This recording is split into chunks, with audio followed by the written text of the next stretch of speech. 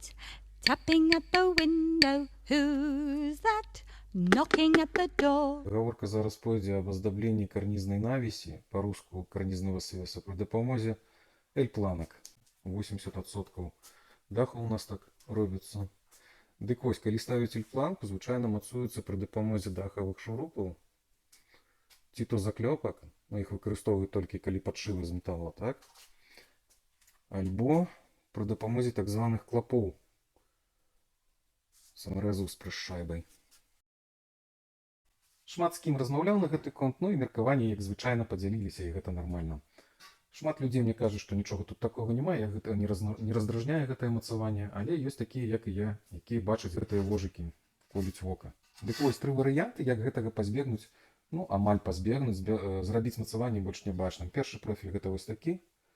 Думка, мяркую, зразумела. То бок, мацуемся мы сюды, гэта франтонная частка, і сюды закідваем падшыву. Зразумела, што спачатку ставіцца гэты профіль, а потым уже падшыва. Мінус тут такі, што прыйдзецца стыкаваць гэтую справу. Ну, ёсць у мяне 2, прынамсі, дахавіка, якія заўжды замаўляюць толькі такія планкі. Не ведаю як, яны там неяк уже прызвычаіліся, стыкуюць і нармальна. Вось другі варыянт. Адваротная сітуацыя. Спачатку ставіцца падшыва, а потым мы падводзім пад яе вось гэты профіль. Так? Гэта франтонная частка. Мацуемся мы сюды. Якія плюсы? Стыкаваць уже лягчэй, гэта першае, і па-другое, вось гэтая частка, яна выкарыстоўваецца ў якасці капельніка яшчэ, то бок капля адсюда адрываецца і падае ўніз. Вось, і трэці варыянт. Робіцца вось такая закладушка, так званая. Мацуецца гэта на вейп. І потым, як па рэйках, туды заводзіцца наша эль-планка.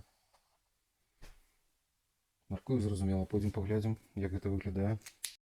Выглядае гэта менавіта вось так. Вось яна ўсярэдзіне ёсць, і вось мы маем, дакладней не маем, ніякага мацавання. Напішыце, калі ласка, ў каментарах, як вы ставіцеся да бачнага мацавання, ці бачыце вы гэтыя ожыкі, калі глядзіце на дах. І калі бачыце, можа, у каго ёсць яшчэ якія варыянты, як яго пазбегнуць. Дзякуй.